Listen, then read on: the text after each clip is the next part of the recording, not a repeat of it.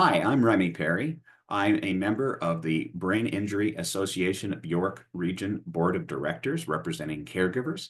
Almost 10 years ago, my wife and I were involved in a car accident that left her with a permanent brain injury. So 10 years later, her symptoms have not abated. They've gotten better, but I've joined the board and I'm here. I've started up this podcast to educate other caregivers and survivors in the things that I wish I had known 10 years ago and that I learned sometimes the hard way. Today, I'm speaking with Richard Kreder of QWK Lawyers. He's a partner at that personal injury law firm about what to expect when you're pursuing a legal action as a result of a motor vehicle accident or any other type of accident or something that's led to a brain injury, what to expect, how to choose a lawyer, that type of thing. So welcome, Richard. Thanks so much for having me. First off, how did you get into personal injury law? What made you choose that? What initially drew me to personal injury law was really kind of the idea of being able to be a voice or an advocate for often significantly injured individuals as they begin their journey for recovery and ultimately to help them try and get their lives back on track. And as I've done it, I've found that it actually has been quite rewarding.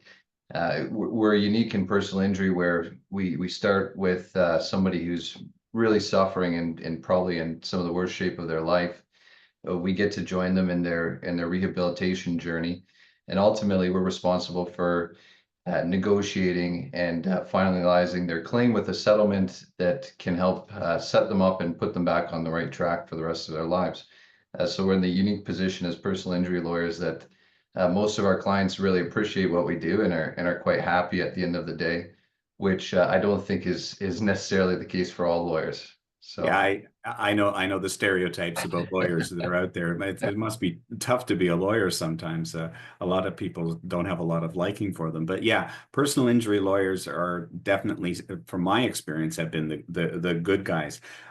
If I'm looking for a personal injury lawyer, how do I know I'm getting the right lawyer? Where do I look?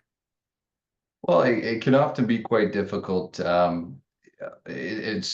usually give people advice that if you know another lawyer, we have more information about the legal world than the typical public, right? So even if it's a lawyer that's a real estate lawyer, if it's a lawyer that's an estates lawyer, if it's a lawyer that handles commercial transactions, a lot of the time they have networks of other lawyers who they'd be willing to put you in contact with and who they trust that they work with often. The same way that we have some lawyers, if somebody comes to me and asks me for something that's outside of my specialty, I'm happy to refer them to somebody that I know is a good lawyer and will do a good job for them. So that's one place to start. Another place is if you have anybody that's a trusted healthcare provider. If they work with people that have been injured in either car accidents or slip and falls, oftentimes they will have experience interacting with lawyers on their cases. And so they're generally a good resource to be able to put you in touch with a reputable lawyer. The other thing I would say is there's no need to meet with only one lawyer, right? Oftentimes people think that, okay, I'll just get this lawyer and that's it. You have a choice. So you have the ability to interview multiple lawyers before ultimately coming to a decision. You do want to move relatively quickly in terms of finding a lawyer, but you don't have to hire the first lawyer that you meet with. You want to make sure, because it's an important decision and you're going to be together for a long time, you want to make sure that you're comfortable with this person, you trust them to be an advocate for you, and you think they're the best. In other words, it's the relationship that you have with the lawyer. Can you look for at their record, go online, maybe do some research on them, or is there any other? Is it their optimism? I'm going to get you a massive settlement, that type of thing. Are these some of the things I should be looking for? So you want to look for you want to make sure that it's somebody that is a specialist in personal injury, obviously. Mhm. That would be ideal. Uh, Hopefully the lawyer that you're talking to is going to recommend you to someone like that. You want to make sure there's somebody that has trial experience. They know how to litigate. They've done it before. They've been in the courtroom. You want to look for a firm that has the resources to be able to run your case properly. They can be expensive cases, so you need to make sure that they have the resources to be able to advance your case forward. You can look at, the standard testimonials and various other things. You can look them up online and see the cases that they've participated in, if you want to, through free web services like Canly and various other things as well. So larger firms might be better. Is there an advantage of smaller firms, or? There's good large firms and there's good small firms. You really the size of the firm is not necessarily an indicator of how competent it is. Personal injury firms, by and large, typically tend to be smaller than full service firms, just based on the nature of the business model. And there's some solo practitioners that are quite good. So it really is looking at those key factors. Is this somebody who has trial experience? Is this somebody that is recognized as a specialist in personal injury? That's generally something that's been awarded to them from their peers or someone else. And does this person have the resources? And then also, yes, the relationship between them. So you're going on a journey together for often 2 to 5 years. It needs to be somebody that is available to you, that you can reach on the phone when you're calling them, that's going to be there to provide advice for you, that you really feel comfortable with as your advocate. I've talked to people who a lot of people love their lawyer. They're doing a great job for them, and they're really fighting on their behalf. And then there are the others who are not terribly thrilled with their lawyer and would like to switch lawyers. How easy is it to do that? It's fairly easy to switch lawyers. Obviously, like we talked about, the importance of finding a good lawyer early on in your claim. That's still very important. But if you do get in the unfortunate situation where you want to switch lawyers, generally all it requires is a consultation with the new lawyer. The new lawyer would send documentation to the prior lawyer saying, I'm the new lawyer now, send me all of the documents. It should not cost you anything to switch What to a new. about disbursements? I mean, if your original They should lawyer handle that, yeah. has spent all of that, you don't take on those disbursements. The plaintiff does, don't they? Or how does that work? Not how we generally would take the disbursements, because we'd have an agreement with the plaintiff or the new client to do so. And we deal with their fees and whatever else needs to be dealt with. Different lawyers do it different ways, but generally that they should be doing that. It shouldn't cost you more money to switch lawyers. And even the fees shouldn't change. So you should be able to switch, and then they would serve a notice of change of lawyer to the defendants that are the defense lawyers that are representing you in the tort claim. They serve the documents to the insurance companies saying I'm the new lawyer, and then step in there and continue. There may be cases, if you waited too long, where a lawyer would be unwilling to take over your case in extreme cases, if it's 3, 4, 5 years down the road, because they wouldn't be able to assess. Maybe they don't think you have a strong enough case that would be worth $40,000-$50,000 in disbursements. But generally, no, it's fairly easy to switch lawyers if you're unsatisfied. And then you would recommend, does that often happen? Have you ever gotten clients who Yeah, have yeah, come of to you course, from another lawyer? yeah, of course, yeah. You get clients that are unhappy all the time and Okay. switch. And like I said, it's very easy. It doesn't cost them anything. And they don't have to talk or explain themselves to the old lawyer either. That's done. Just we send a letter that says, don't talk to this person anymore. We're taking over the claim, and then that's it. And how often would I interact with the actual lawyer themselves? Would it be their legal secretary or their assistant or that type of thing? I mean, if I'm pursuing a legal action, how often would I be interacting with someone like you? So specifically at my firm, we pride ourselves as we give our cell phone numbers to our clients, and we pride ourselves in being open and available. And we do answer the phone. Obviously, we have assistance with things like scheduling, and sometimes they're the front people for the clients as well. But generally, if you want to talk to your lawyer, they should be available for you. You shouldn't be getting the runaround. They should be able to come directly to you, send you a text message, give you a call, send you an email, schedule something within 24 hours type thing, right? You shouldn't feel like you get some clients like, oh, I don't want to bother you. You shouldn't feel like that with your lawyer, that you're bothering them, right? If you have a question or a concern about something, you should be able to reach out to your lawyer. And your lawyer, depending on the severity of your injuries, but oftentimes you're having team meetings and case meetings where you're having the case manager involved, the occupational therapist, the RSWs, the PSWs, the rehab teams. You should be having those frequently, and the client obviously and their caregivers are involved too, and you should be having those meetings with relative frequency so that you can ensure that everybody's on the same track. We like to check in with our clients through it, and also it's important that your clients are contacting you, because if there's a development, if there's going to be an attempted return to work, obviously your lawyer should be involved in everything to help to make sure there's planning and make sure your treatment team's on board and everybody's on the same page throughout.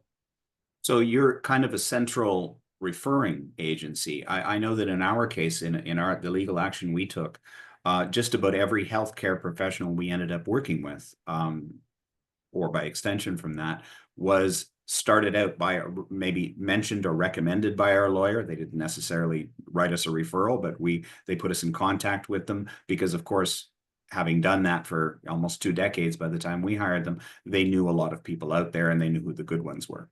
Yeah, so I guess I'll start. We're not the medical professionals, we're not the medical providers, right? But it is crucial for lawyers to have and knowledge of and to know and be familiar with good care providers, right?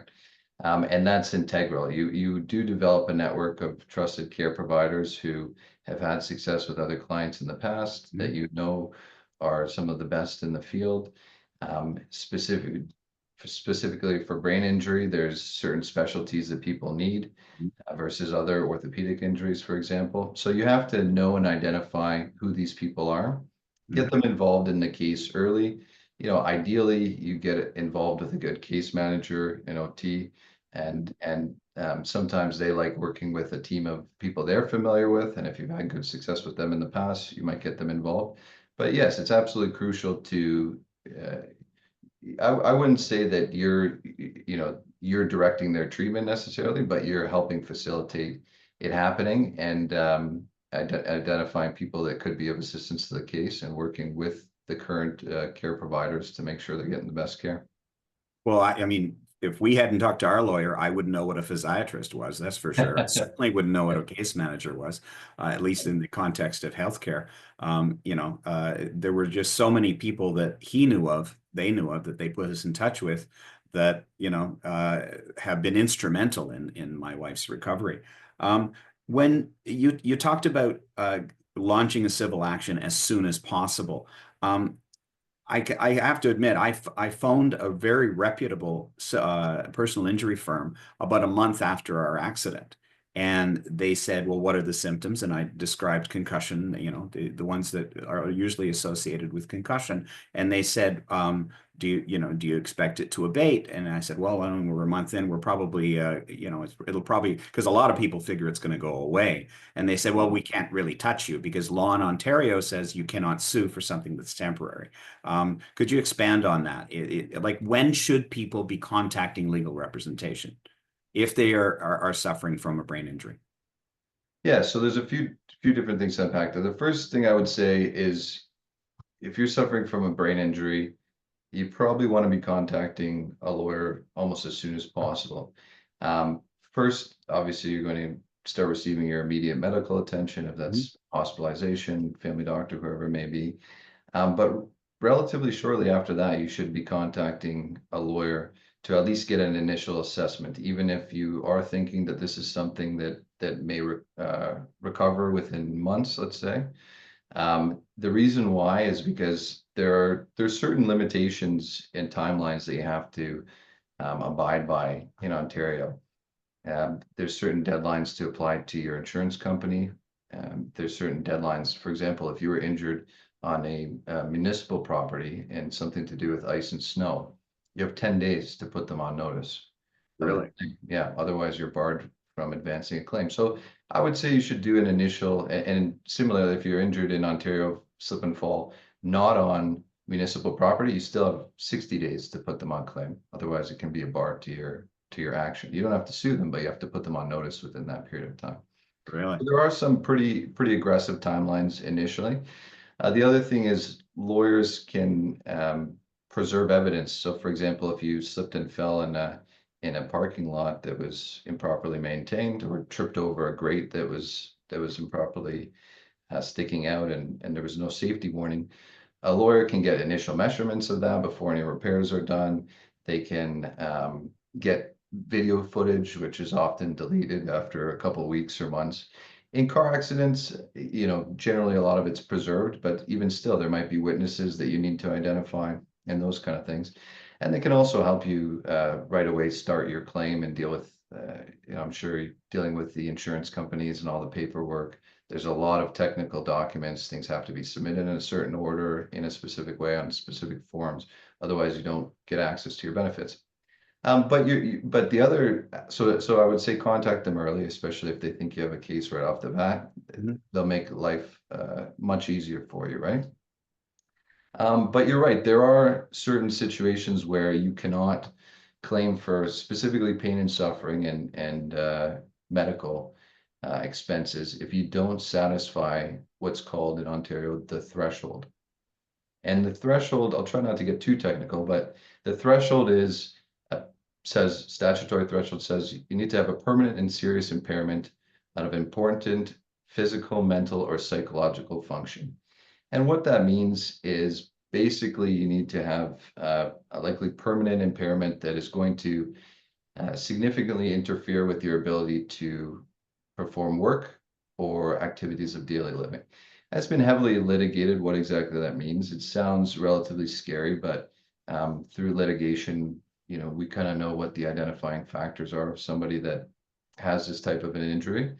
But for concussion specifically, you're right, it can be difficult to determine a week, 2 weeks, even a month after the injury, am I going to be better, right? Am I going to be better in 2, 3 months? So there's various different options for that. The first option is even if you can't start a tort claim, you still have which is suing somebody else, the negligent person responsible, you still have other claims available to you through the statutory accident benefits. So if this is something where you need ongoing treatment, if this is something where you're losing income because you can't work, even within the first month or so, you should be receiving those benefits and applying, and there may be lawyers that are willing to take your claim at that point. Sometimes we do what's called a wait and see approach. So you might say, let's check back in a few weeks and see, are you're going to try return to work in 3 weeks after the event, right? Let's see how that goes, and if that doesn't go well, then let's initiate a claim.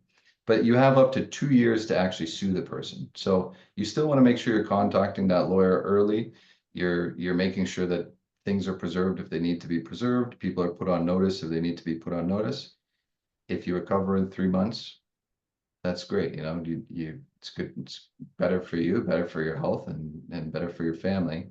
But at that point, you can decide, well, we don't need to issue a claim now because you've recovered, right? We've got our accident benefits. They covered the period of income loss that you had.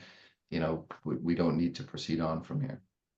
So there's various different ways you can deal with it. Sometimes we'll be upfront with clients and say, look, you're off work now. It's early on in the claim, but it's been a month and you're not looking to return soon. So why don't we'll help you out. We're absolutely happy to help you out. We'll do that, and we'll revisit this in 6 months, and we'll see where we are then, and we'll decide, are we going to issue a tort claim or not, and those kind of things. So it depends on the lawyer and the law firm to some degree, but you should at least get that initial consult early. To make sure that all your ducks are in a row and things are taken care of early. Our lawyers said to us, and we initiated our legal action 3 months in, and he said to, and we were convinced that, we were wasting our time and his, and that all of this would go away and we'd all say goodbye one day. And he said, well, I've been doing this for 18 years. And he says, 3 months in, if you're still experiencing symptoms and they haven't abated at all, I hate to tell you, but you're looking at long-term here. Yes, and you get a sense, so you're not wrong. You get a sense from it, how severe the symptoms are as time progresses. Is there any indication of improvement? Sometimes you have those return to works I mentioned, or somebody tries and they last 2 hours at work at their job and they have to come home with a splitting headache. And so those are all indicators of what do we think? You still have fingers crossed, hope that somebody's going to get better in the next 3 or 6 months, but oftentimes those are indicators that this is going to be lasting for a longer period of time. Well, we were told that actually attempting to return to work actually strengthens your case because it shows that you're not just kind of ride the system and pretend that you have, because we're talking about an invisible injury a lot of the times with brain injury. It must be very, very difficult to prove, especially if you eventually go to court. How do you go about establishing that proof? So you're absolutely right. So, there's invisible injuries generally refer to things like concussion without positive brain imaging, Mhm. um, and things like psychological impairments, things that we can't see, chronic pain. But specifically for concussions, we are getting better at it. I would say that the medical evidence is a lot better than it was even 10 years ago.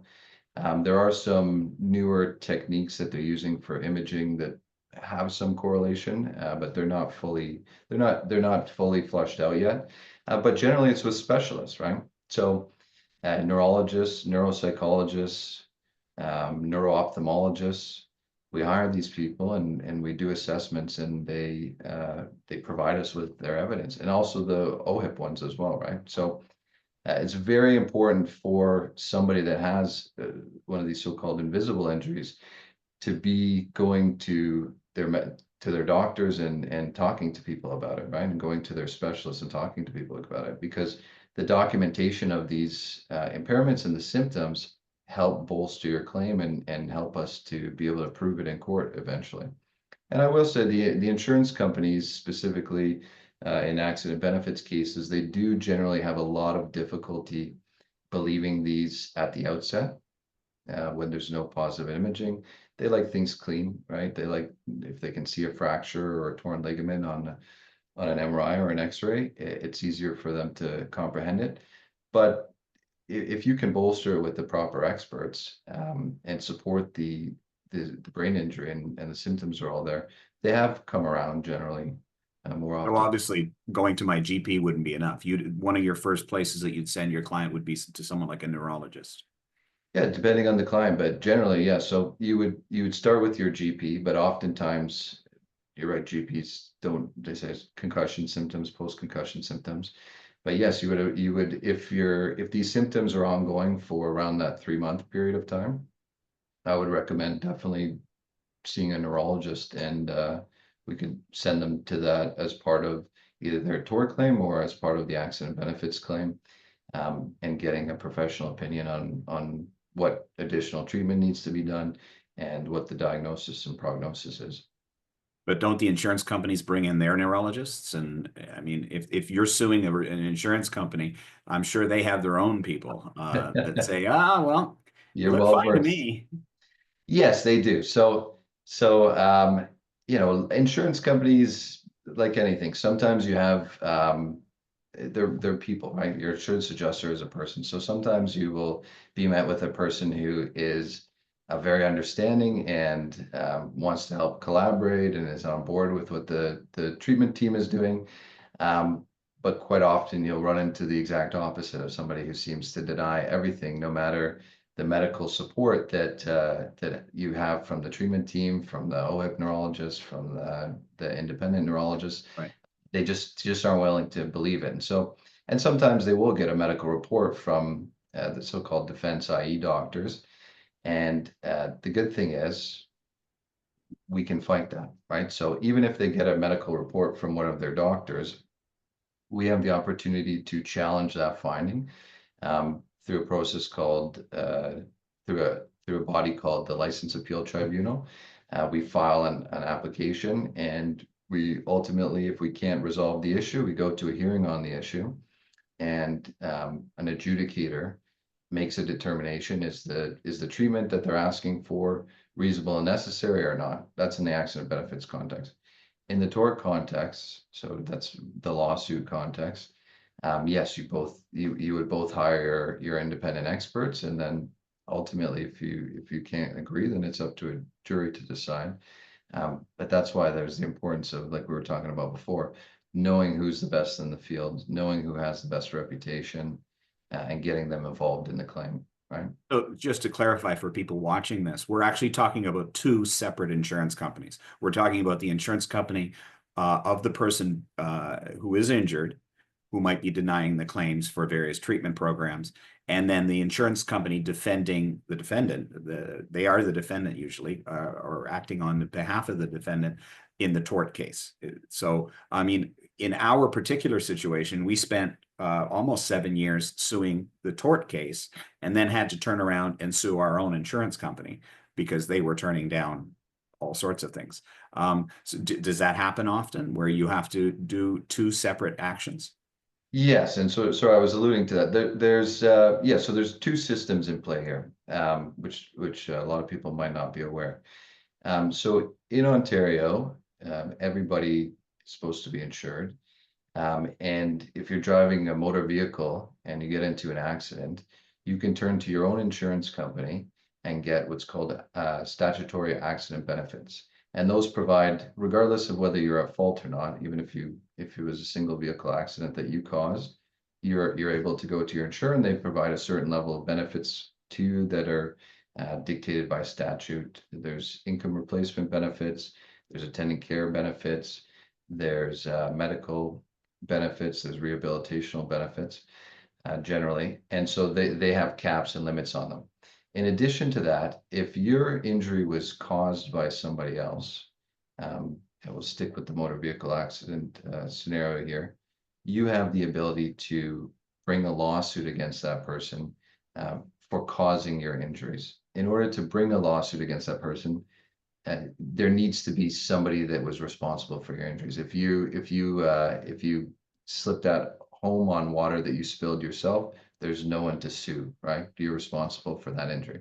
But if somebody else caused your injury, then you have this lawsuit you can bring against them.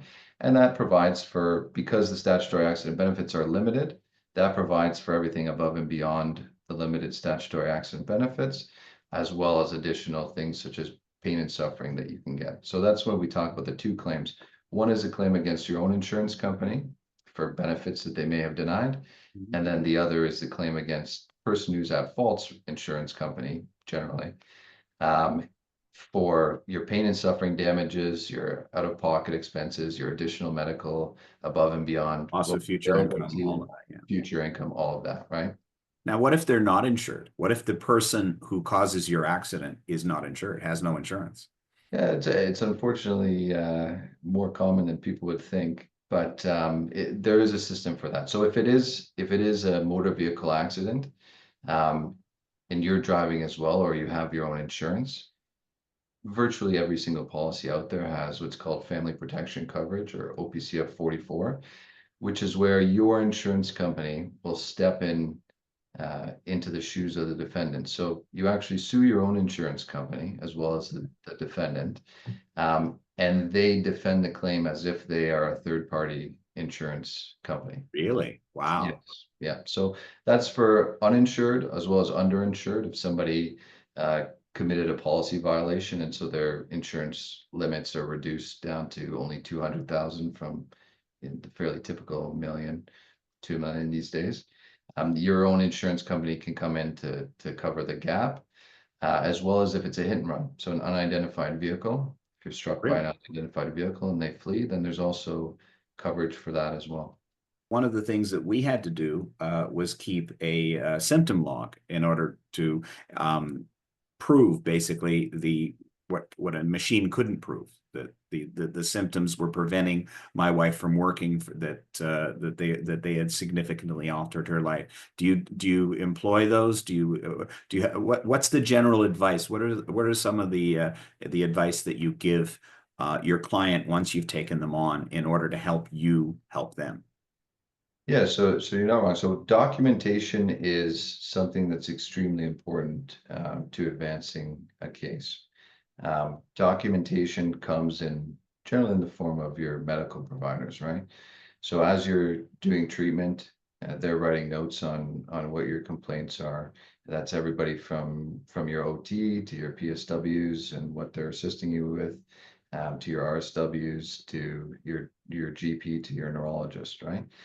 And so a lot of people might fall into the camp of, well, my doctor just keeps telling me the same thing every time. There's not more they can do for me. And they stop going or they don't go as much. It's really important that you're continuing to follow up with your medical professionals and also following the advice of your medical professionals, right? So if they're recommending a certain type of treatment, we make sure we get that for you and that you're trying to recover. If you're somebody that's suffering silently at home and not seeking any medical treatment, then there's just an absence of evidence for us to rely on other than your word. And specifically with the invisible injuries like we're talking about, that makes it all the more difficult for an insurance company to appreciate and believe you. So yes, things like, and especially with post-concussion syndrome, you might have one good day, might have 3 bad days. There's a lot of variability that can happen, and even with more significant TBIs as well. So yes, things like symptom journals or diaries, a lot of the time, if you're working with social workers or psychologists, psychotherapists, they'll recommend you to do these things as well, right? Okay. So they'll have you keep track of it. Sometimes the neurologists too will want to know, well, what's triggering the double vision or what's triggering this and that. So yes, it is a good practice to employ. What are some of the do's and don'ts that you tell your client? Like obviously one of the do's is definitely, seek medical help, that type of thing. Do you advise them very specifically to attempt to go back to work, to attempt to at least work part-time or a modified work or? Yeah, so I would say it's mostly dues, right? So uh, do try and do things like that, like return to work. I want to say almost do live your life, right? So try and get back as much as you can to who you were and the activities you were doing before. Um, do everything that the doctors tell you to try and recover. Do everything that your treatment plan is, or your treatment team is advising you, right? And do report all your symptoms to everybody. Don't try and tough it out alone and suffer in silence, right? Like, do be open about these things that are happening. But and do what we were talking about before, make sure you're updating your lawyer and talking about new things that are happening with your case. But yes, I think it's very important for most people to, yeah, especially in the recovery journey, to try and get back to work at some point in time, at least make that attempt. Like you were previously told by your lawyer, it shows a lot of credibility if you make that attempt to return to work and it's documented, or if you return to work, but you can only return on part-time. It doesn't mean that you have no case anymore, as long as everything's documented. We often have people that after a significant brain injury or TBI that will return to work, but significantly reduced hours and duties, right? And so as long as it's being documented why that's the case and why you can't continue additional hours, there's still a very strong case and very good outcomes for those people. And because you should be compensated up to your full pre-accident level, as opposed to an insurance company trying to suggest, well, you're fine, you can go on, you should be doing more. So yeah, absolutely try and do those things. In terms of don'ts, there's not as much, don't, I would say early on in the case, there's more things like don't uh, communicate with the other side's insurance company or investigators Does about that happen? Does the other they insurance do. company try to contact your, Sometimes, yeah, sometimes. wow. Um, and don't ignore medical advice. It's basically the opposite of all the do's, right? But there's not a lot of don'ts. It's really live your life, try and be your best self, try and recover, do as much as you can. Um, talk to your lawyer as often as possible and your medical team, and we'll support you. There's people that and it's really good. It's honestly good for your recovery too. The more that you can do, obviously within the Yeah, medical with limits that your team provides to you, I uh, would think. Yeah. right? It's great for your recovery and But one of the big don'ts that I heard about, and we were definitely cautioned of, is as the trial date approaches, often the defendant insurance company will employ surveillance. And once that surveillance starts, your life is under kind of a magnifying glass. We were told don't go to big parties, and if you do go, don't stay very long.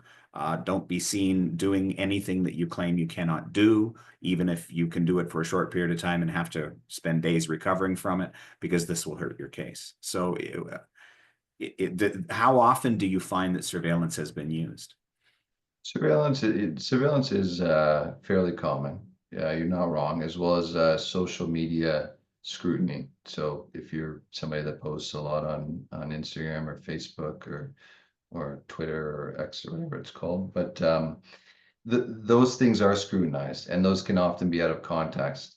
I guess it would go back to in the beginning, you will have a process called the discovery process where you give your evidence and you talk about the things you can do and don't. And so it's important to not, I guess, exaggerate or outright lie in that kind of a process, because then things like surveillance really can hurt you. But often surveillance is explainable. There's not often that you get it surveillance from the other side that really worries you a lot. But you're right, it can be taken out of context. If you have a friend's wedding that you attended, and you're complaining about being unable to handle loud noises, and you really pushed yourself that day, and they have you at the wedding, they can try and spin that and make that something very significant when it wasn't, and they don't know that you were in bed for 2 days after that, right? But I would say just be aware of it. You don't need to drastically change your life, and just do what you can do. But you should be aware that it can happen, and you should be aware of what you're posting on social media can be used against you or presented. Misrepresented sometimes, yes. Misrepresented, yes. Yeah. Now, you did talk about examination for discovery. If I were to hire your firm, if someone was to hire your firm to pursue legal actions, could you walk me through kind of the timeline from the time that they sign the paper saying, yeah, we want to do this, to the point where they may end up in trial, how often it comes to trial, that type of thing. So what's the first step? Yeah, so the first step of retaining a lawyer is you have your initial consultation. The initial consultation is usually a meeting with the victim, as well as their family or caregivers, if they're present. You do an initial assessment depending on the severity of the injury, to determine if it's a significant brain injury. Does this person even have capacity, or do we have to appoint somebody to be their guardian at this point in time, and make sure that there's a family member to do that. You will do a detailed dive into the medical history, the mechanisms of the injury, whether it was a motor vehicle accident, a slip and fall, something else. You'll want to get all the details of liabilities, so that you can, like I said, follow up to see if there's witnesses and cameras and those kind of things. You'll explore any medical treatment that's happened to date. You'll explore the finances, the employment, to determine, what was their pre-accident income, and then you'll run through current treatment needs, of what has been recommended, who's involved in the treatment currently, get a really deep, detailed understanding of everything that's happening, go through all of the potential insurance sources that there may be to help fund the treatment, and income replacement that is going to be necessary. And then you generally do a bit of education as well. Often, like we're talking about here, people don't really know the mechanisms and the frameworks that are set up to assist people that have been injured. And so doing a bit of explaining about and educating about that. We generally have packages that we provide to people, talks about their role in the process, and the lawyer's role in the process. And their role is largely leave it to us, and focus on your recovery and your family for now. Then the next steps you do is basically intercept all communications and start the action. If it's a motor vehicle action, you start the action with the accident benefits insurer. So you become the contact point. You receive all the communications from the insurance company. The family doesn't have to worry about that anymore. you are assisting with the completion of all the documentation to ensure that the income replacement benefits are starting.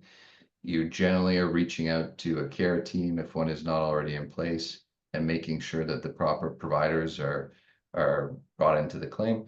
For example, if there's sometimes people are in hospital and they're looking at discharge planning, you need to make sure that the appropriate assistive devices are set up in the home, and there's a case manager or OT that's involved in planning, and there's going to be a safe home environment and caregivers around and those kind of things. Um, and then, like I said before, you're with the accident benefits claim, you're constantly meeting with the team to have these team meetings to say, okay, how are we doing now? Is there anything we need to change? Is everything on track? Those kind of things. On the other side of the thing is on the other side is the tort claim. So if you're advancing the lawsuit against a negligent defendant, that's happening at the same time that all the treatment from the accident benefits is happening. And so that process, as we're talking about, to get to a discovery, that process starts with generally the notice letter. Mhm. So you send a notice letter to anybody that is potentially responsible. And this, I won't go too deep into detail here because liability can get tricky, and there can be multiple parties that are liable. There can be a single party. There can be parties that are liable through contracts, like in the situation of you may have a snow removal company that works for a landlord, but there's also a tenant in the building. So there's contracts between them, who's responsible for what spaces and where that person fell. So there's often multiple parties. There could be accidents where there's pileups. There could be issues with uh, somebody who's intoxicated. They may have been overserved somewhere, and so the bar is getting brought into this claim. There could be municipal deficiencies where a stop traffic light is improper, or a curvature of a road. So all of these things you're going to investigate and deal with, and then put those people on notice. And then what actually starts the litigation is a statement of claim. So you serve a statement of claim, a document that lays out all of your allegations against the various defendants and the monetary amount that you're seeking, and you file that with the court, and you serve that personally on the defendants that you're suing, and that starts your litigation. So that you have the 2-year limitation for. You don't want to miss that 2-year limitation, because then you don't have a lawsuit anymore. That's it. Now, can you alter the statement of claim? For example, if you're doing a statement of claim based on loss of income, and at the point that you're making the statement of claim, the person has not been approved for example, long-term disability or whatever it was, and then they get long-term disability, do you then alter it? You can. Are you talking about altering the amount that you're The seeking? amount that you're seeking, because Yes. obviously they're not going to need as much for income replacement if they get long-term disability or some other replacement income. Yeah, so generally the amount that you're claiming can be altered. But there are some limitations on pleading new, what they call causes of action. So you can't bring in somebody new to your action. You can't point the finger at somebody else, except in very limited circumstances, such as if a claim was not discoverable by reasonable prudence because of some issue, such as somebody was unknown, or nobody knew that there was a third-party driver that actually started the chain collision. It was only after some witness Investigation, yeah. found that came out. Yeah. So, but generally, no, you want to make sure everything's done before the 2 years. The monetary amount can be adjusted generally, but that's about it. But I mean, the statements of claim, from what I understand, you can ask for anything, right? You can ask Yeah, for the loan. You're not necessarily going to get it. correct. Yeah. So the statement of claim is generally, most statement of claims are overbroad. They ask for everything um, under the moon, because you don't want to leave something out because of that 2-year limitation I said. If you miss that, it's harder to add things in after the fact. The same way that eventually the statement of defense that you're going to receive from the Defendant, yeah, insurance, the defense, is going to deny everything, even of things that course. are not particularly contentious, right? They're going to deny that they were in any way responsible for the accident or the crash or the collision, or the maintenance of the area. and they're going to say that you were responsible for it, even when we know in certain circumstances that there really is no defense. They're more standardized and general than people might expect. But those are just the originating documents, and they can be amended before trial to be more specific some of the time and to drop certain allegations um, if the jury is going to be looking at them. But yeah, that's so. So those are the two general documents that you use to start the claim. After that, we still haven't got to discovery yet. So after that, you end up doing what's called documentary discovery or exchange of affidavits of documents. And affidavits of documents are essentially a brief of all of your medicals that your lawyer should have been requesting throughout the claim. That would be your primary treatment records, generally from a few years before the accident, to establish what was your baseline health like before the crash and what's it like afterwards or before the incident. And then up to date medical records with all of your treatment providers, as well as your financials. If there's a loss of income component to this claim, you're gonna put those together, as well as any liability documentation you have, whether that be photographs that were taken, measurements that were done, reports you've gathered from engineers or people that went out to investigate the scene. So you put all that information together and send it to the defendants, and the defendants put together their version of that, which generally is just liability. And they send that to you, and then you proceed to what we were talking about before, the oral discovery, which is where your lawyer has the opportunity to examine the defendants and establish liability, and their lawyer has the opportunity to examine you as the victim and your family members if they're involved in the claim too, as family law claimants, and discuss pre-accident health, the injury, how it was caused, liability, as well as post event, and discuss the treatment that you've done and those kind of things, attempts to return to work, everything. So that's generally a pretty important part of Mhm. the victim's litigation process. That your lawyer will be with you during the examination. But they can't they can't talk during it, They right? can't generally answer the questions for you. Yes, that's correct. Now, So the examination for discovery that we went to was quite an ordeal, especially for someone with a brain injury. Is it all in one go? Can it be broken up over several days? Can it, absolutely, yeah. So of course you have to restrict it to what the client's able to tolerate, right? So especially with brain injuries, a lot of the time it is separated up into multiple days. They have technically a total of 7 hours under the rules to examine you, but it doesn't have to be continuous all at the same time. So often we will do that, or we'll see how far someone's going. And you don't want to over push yourself either, right? Because it is an important day to really get your evidence and your side of things out. you also don't want to appear too, healthy because, you're claiming Yes, you can't work and yet you're able to sit through a 7-hour legal examination. One of the right. pieces of advice that we were given was that whether or not you're seeing independent examiners put forth by the insurance companies or the lawyers or whatever it is that you're dealing with when you're dealing with the other side, try not to put on your very, very best, or, in other words, don't fake it. Make yourself, because I think as a tendency as people, we tend to want to appear healthier than we are and put forward our best face. Yes. And they said that's not the time to do it.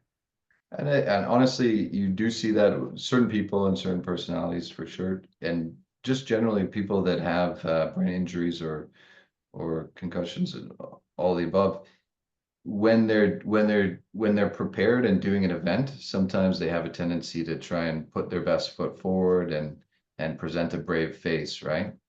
And so it's not the right time to do that, right? When you're getting examined by the insurance company, or when our own doctors are examining you, you don't want to tough it out. You want to be open and honest and really explain what your symptoms are. Because yes, an insurance company already is looking to seize on admissions from you of, oh, well, she said, she's fine, she can tough it out, or he said, he can get through this. So you're right. You want to be You want to be very open and honest about the suffering that you go through on a daily Right. basis, and the way it affects your life, as opposed to just toughing it out and saying, you know what, it's tough, but I get by, right? But on the other hand, not exaggerate, because then Correct. you say, well, I can't do this. And then they got footage of you doing it. Yes. Now they, they lay out all the evidence that they have, right? At the examination of discovery, that you get to see all of that.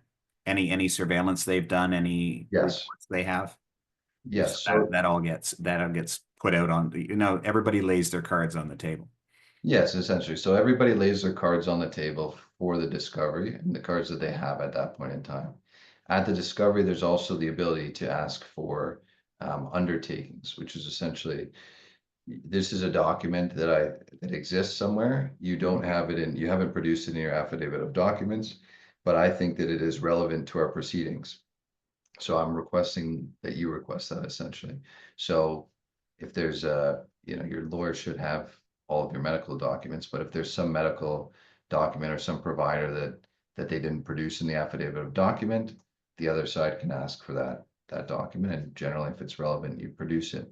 The same way, if you think that they've left something out of their affidavit of documents, maybe it's something to do with the schedule of maintenance of some thing that's central to how your client fell. They don't have their schedule of maintenance, you want to see it. So you can request that. You also, before you start, would ask the other side for their surveillance. So they don't always particularize their surveillance, but you have the ability as a lawyer to say, um, do you have any surveillance? And if they say yes, but they haven't produced it to you, say, I want the particulars of it. So they don't have to give you the physical report right then and there if they're not intending to rely on it at trial, but they have to provide you with the particulars of what they witnessed, who prepared the report, what days did the surveillance occur, those kind of things. So that you can adequately prepare. Yeah. Yeah, so Okay. that you adequately know what it was, when it was. Yeah. The Like, examination, you said after a particular period of time. So I've hired your firm. You've gone through setting me up with the right people. You've done the informational discovery. You do the oral discovery. When does the oral discovery typically happen? What are we talking, a couple months in? Are we talking a year in? How does that work? yeah, What does that take?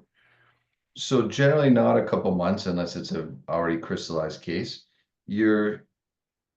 It depends on the person to some degree, right? So you want to, before you settle your case, you have to be able to evaluate your case, right? So, your wife, for example, 10 years later, she's still suffering with these symptoms, right? And they're at a certain level. So there's probably a point when she reached maximum medical recovery. Everybody's a bit different in that journey, right? When they find their plateau of healing. So you need to be able to adequately assess where that is before you settle. The discovery can take place generally, depending on the nature of the injury. Yes, it could be within a year. That's not a problem.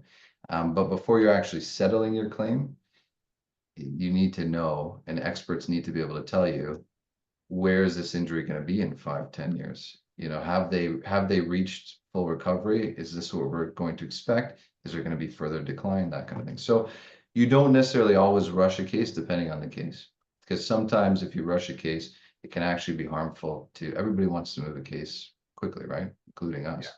But you don't want to rush a case, push it through, settle early if you don't have an adequate assessment of where this person's life is going to be in 5 years, right? But yeah, generally a year and a half, that should be more than enough in most cases for you to be at an examination for discovery. So the examination for discovery is now over. What's our next step here?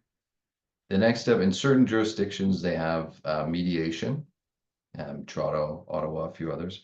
In others, they don't, but you can still request a mediation.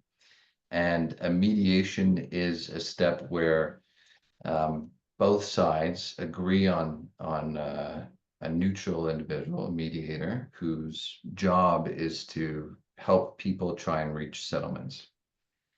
This is assuming there's no motions or issues fights that you have to have. This is a smoothly sailing lawsuit at the moment. So both sides will put together legal briefs. So your lawyer or us, we would prepare a legal brief with all of the medical evidence that we've collected that is supportive for our case. We'll address any issues that we have or negatives and explain them and identify them. We'll talk about liability if that's an issue that's problematic for the case. We'll put together the legal documents or the cases that we're relying on and summary of the law and statement of facts essentially and a statement of issues. And then we'll present what we think is our case. And we'll put that in a package and we'll serve that on the defense and serve it on the mediator. Then the other side does their version of that. We meet, we have, I wouldn't say it's a mini trial, but it's a mini opening. So each side will lay out their case orally and their strengths and weaknesses and where they think the case is going to go. And then you are separated into what we used to do these in person, but now it's generally virtually. You're separated into Zoom rooms, and the mediator will come back and forth and exchange messages, and you exchange monetary offers to try and resolve your case. How often are these mediations successful? Mediations are actually a very good opportunity to resolve cases. They're not 100% successful, but they do have a generally high success rate, depending on the case that you're dealing with. Sometimes there's fundamental disagreements that you have with the other side, and so you really can't that drastically change the value of the claim one way or another, so you can't get it settled. But they are a good opportunity to at least narrow the issues and see where do we agree on some things, where do we disagree? Do we disagree on everything? In which case, we know this is a rocky road we have going forward. Are there certain things that we agree on, certain things that we disagree on? How can we narrow that? Is there a report that we need that will address this issue that defense is bringing up now? Where do we go going forward? And it also helps you hone your strategy. This is all privilege, so nothing that is said at the mediation can be used against anyone going forward. Okay, so this doesn't necessarily get used in trial. Correct. It cannot be used. Yes. So anything that's discussed, you can't say, well, in mediation, they said this or they did that. It's all privileged and it's without prejudice, which basically just means it can't be used against either of the parties. And they do that to encourage open and frank discussion and try to get you to resolve your claim. Now, is the injured party present at this mediation? Yes. And they're present at the examination for discovery. If you're suing, for example, someone, I don't know, a cab driver who works for a cab company, you're suing their insurance company. Does the person who actually hit you, the person that you're actually suing, do they have to be there at examination and at mediation? Or are you just dealing with lawyers at this point on the other side? No, so the driver would generally not be there, but unless there was some issue with coverage or something, they might be there, but generally no, the driver wouldn't be there. A representative from the insurance company would be there along with the insurance company's lawyer. So the insurance companies, if they're involved, they generally take over all of the litigation process. They don't need to ask their insured for permission to do most things. So the insured is generally not involved in the claim. And who needs to be there is somebody that has authority to settle the claim. So in other words, someone who can offer money and actually back it up. And actually back it up, correct, yeah. So a representative from the responsible insurance company. In our case, of course, the client is who makes all the final decisions on settlement with our advice, obviously. But we're not going to settle the claim without them. That's why they have to be involved, and they're an integral part, and they get to hear the arguments from the defense and our counter arguments to that. So they're involved. Okay, and mediation, examination you say can happen in a year, it can happen in 2 years. It really depends on a bunch of things. When does mediation typically occur in the jurisdictions where it's allowed? Similarly, it would be, probably around 6 to 8 months after the examination for discovery. And that's a product of mediator availability, counsel availability, as well as depending on the undertakings that are outstanding, right? So if there are a number of medical or a number of documents that you've requested from each side, there's a bit of time to get those. But yeah, anywhere from 6 months plus after the examination for discovery should be more than enough time to have your mediation. Okay. Now, okay, the mediation's now failed. You know, they haven't offered enough, or they haven't offered anything, or whatever. For whatever reason, it hasn't worked. Is the next step automatically a trial? No, the next step would be a pretrial. And you're not prevented from engaging in any other settlement discussions, and sometimes there's even secondary mediations that the parties arrange by themselves. But the next step is pretrial.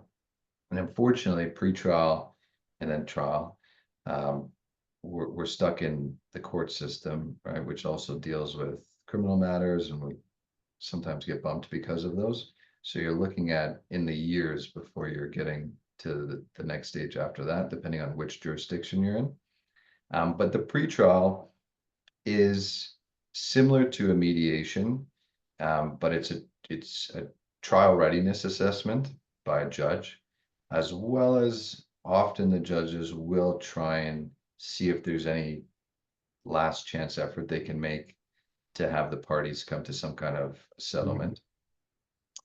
And now, as opposed to, maybe hearing a bit of information from a mediator on how the other side sees the claim, a judge can provide some of their opinions. Sometimes it's helpful, sometimes it's not. Sometimes you could disagree with the judge, but generally, they're assessing your trial readiness, who are all your witnesses going to be, and this should have all been done well in advance when you're doing trial scheduling and things. But Okay. assessing everything, assessing the length of the trial and how it's going to be, and then is there any way we can try and settle this? It's a last ditch effort. And then if that's not successful, then you're going to trial. And different jurisdictions have different time lengths between the pretrial and trial. Some is a few months, some is again up to a year, depends on your jurisdiction. So how eager are defendant insurance companies to go to trial? Are they, is that something you can use as the trial date approaches? Is it in their best interest for it to not hit the courtroom?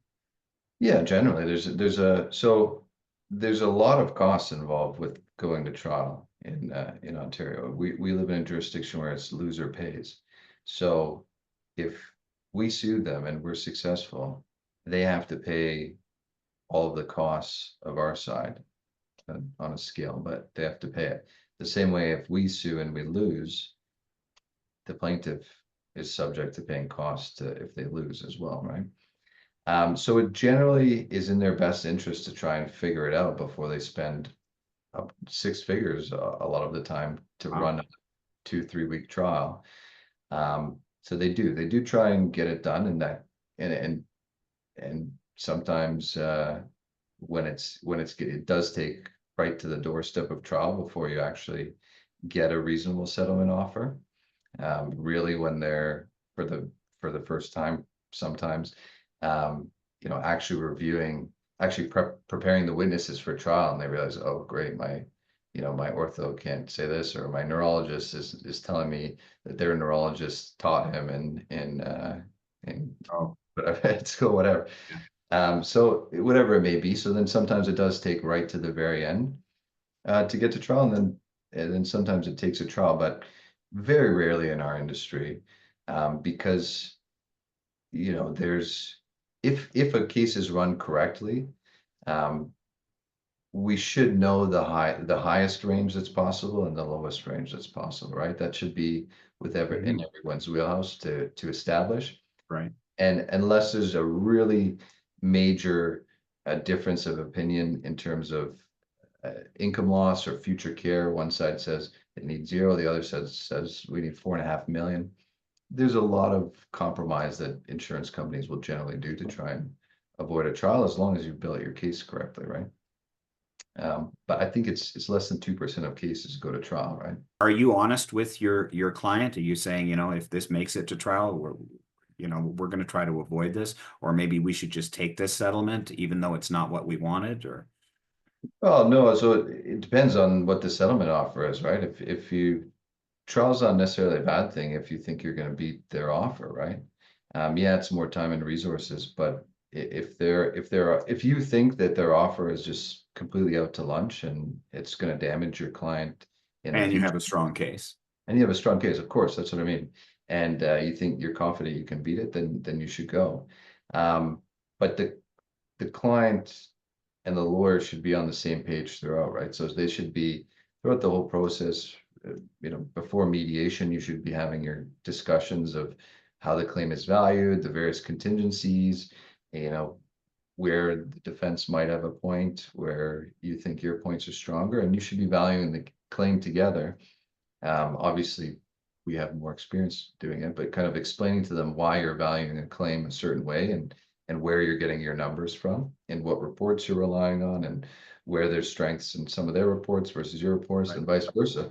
So by the time you get to trial, you should be completely on the same page of where you're going to be, right? So you should be expecting the same thing. Either they're going to do this, or we're going to go, or yeah, we're comfortable with this number, but maybe strategically you're just pushing for a little more, right? Depending on Right. the nature of it, right? But yeah, you should know before the first day of trial with your client what your plan is, and where you're going to be going. And you prep your client, because I assume that Absolutely. at some point your client is going to take the stand in trial.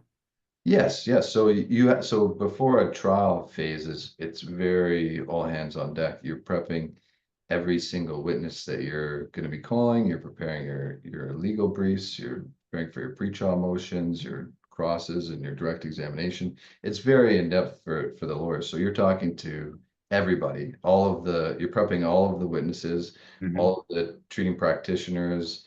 You're talking to, um, all of your documents are arranged and ready to go and have been served on the other side a long time ago. So it's not just your client, but absolutely your client will be prepped before they take the stand.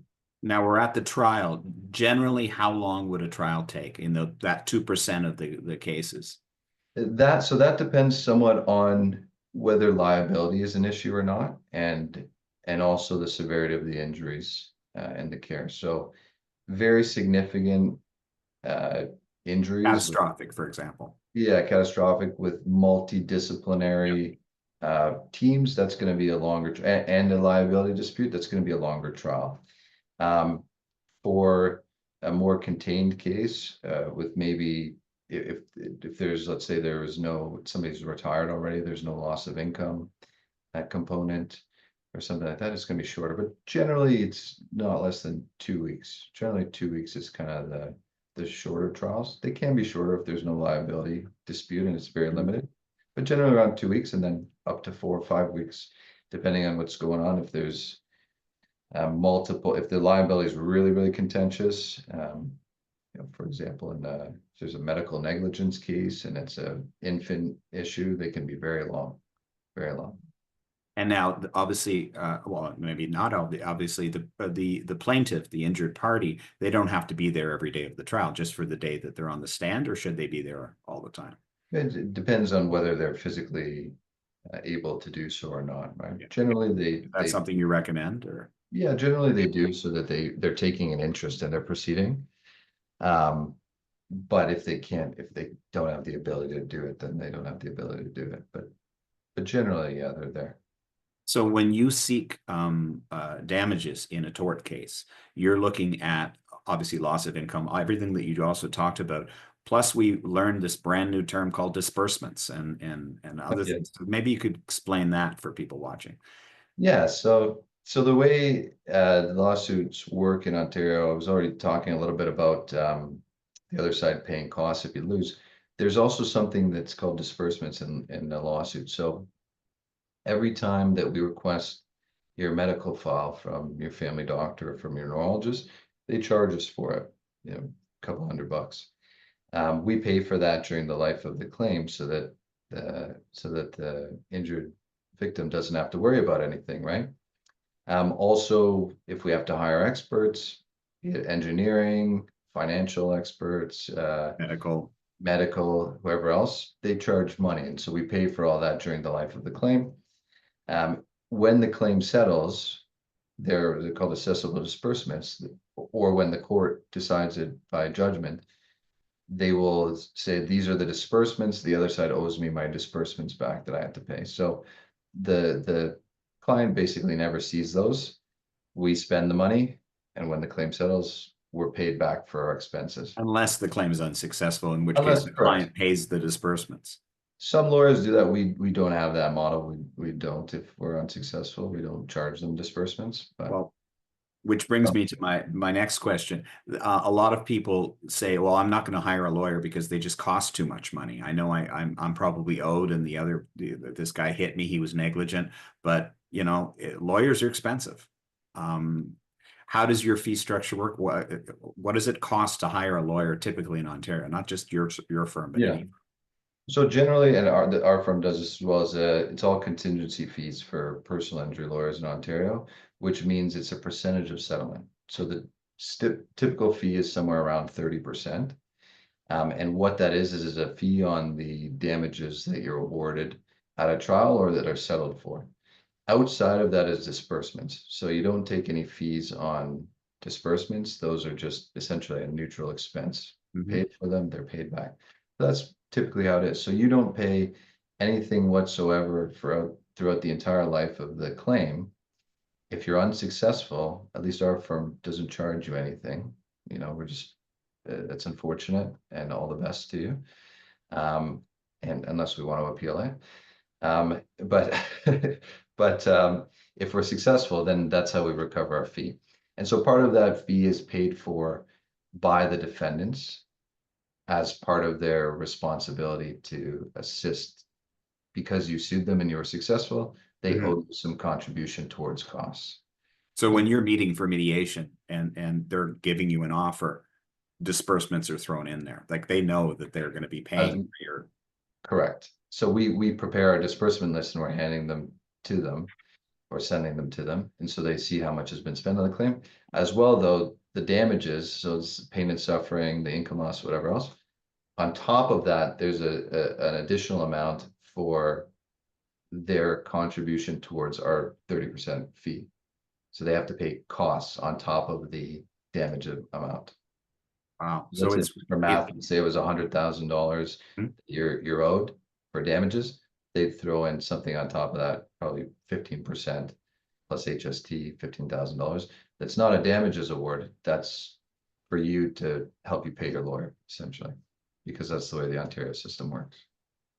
Okay. If And you it's and win a it's trial, different in then other jurisdictions. Yeah. it is different in various different jurisdictions. Yeah, Are awards generally higher in Ontario, or does it matter the jurisdiction that you not serve? compared to certain places. They certainly not compared to the United States. Um, Yeah. in Ontario, so we have a few things in Ontario in our personal injury system specific to motor vehicle accidents. Um, in terms of the threshold I mentioned, Mhm. where you can't sue unless you meet a certain threshold. You also have what's known as the deductible. So the deductible is something that a jury doesn't know about. It's up to approximately $46,000 now, I believe. And so what the deductible is if the jury awards you a monetary amount for your pain and suffering damages, uh, if that monetary amount is under about 155,000 or so, 46,000 is taken off that amount. Really? You just lose $46,000 of it. Yeah. So if you're awarded by a jury $46,000 or less, your actual award is $0. Wow. And what is the rationale behind? I don't understand. Why would they do that? The rationale, at the time they were creating the accident benefit system, Mhm. which is the no fault system. And so the rationale was there is some form of compensation for people that have less significant injuries. And so we want to keep the courts free from 10, 15, $5,000 smaller claims, let's say. And so we're going to Discourage them.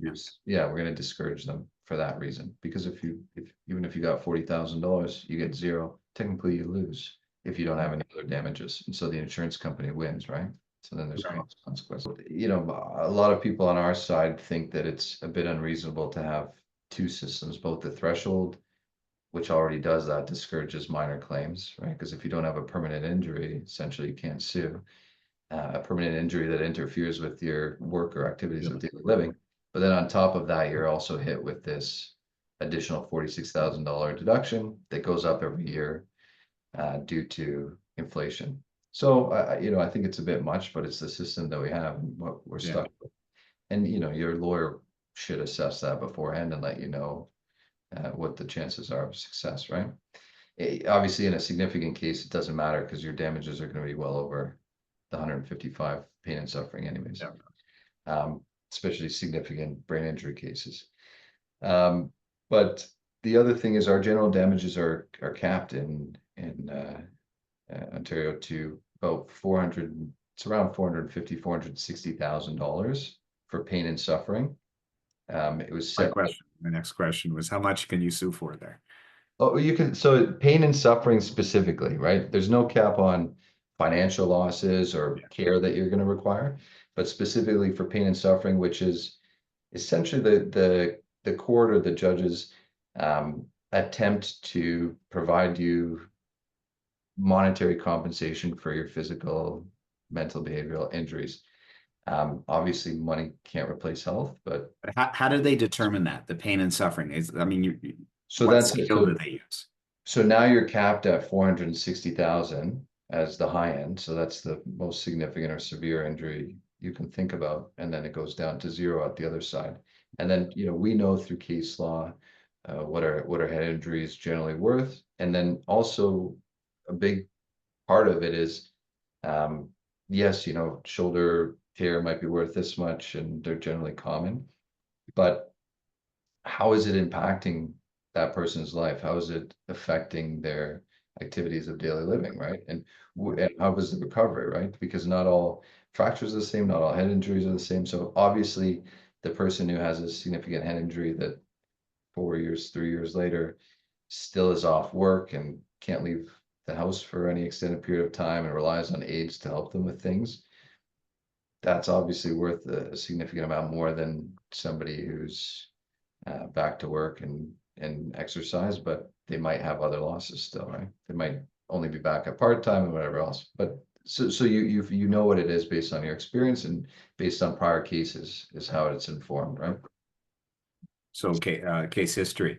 Um, do you sue the, do you find yourself suing the insurance company of the insured of your plaintiff at the same time that you're pursuing the tort case, or are those consecutive? Is there an advantage to suing one first? Oh, okay. So you're talking about in the accident benefits insurance. Correct. So Yeah. that the accident benefits for the injured, that you're suing their insurance company because they're not necessarily anteing up everything that they should, and you're also pursuing the tort case. So there's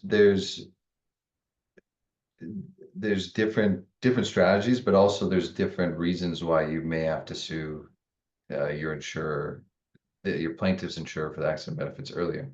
If they start denying benefits very early on in the You've got to claim, survive during the years that it takes for it to come to trial. yeah, you're going to Get start a any kind claim of against settlement. them earlier, right?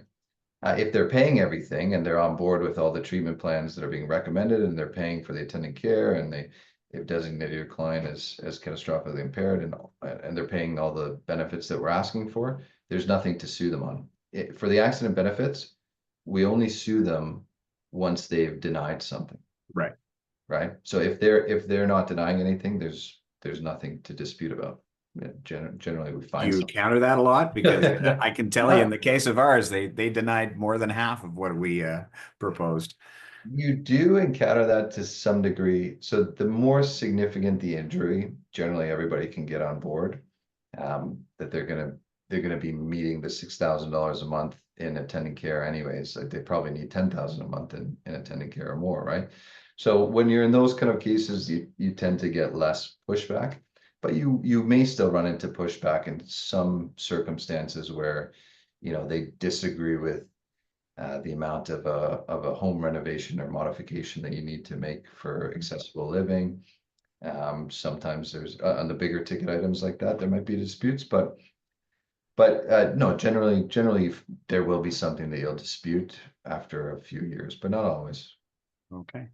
Well, you've certainly given me a good sort of global view of how lawsuits work, and how important a lawyer is, and how important in particular that relationship it is to choose a good lawyer and to keep them. So thanks, Richard, for your time with me.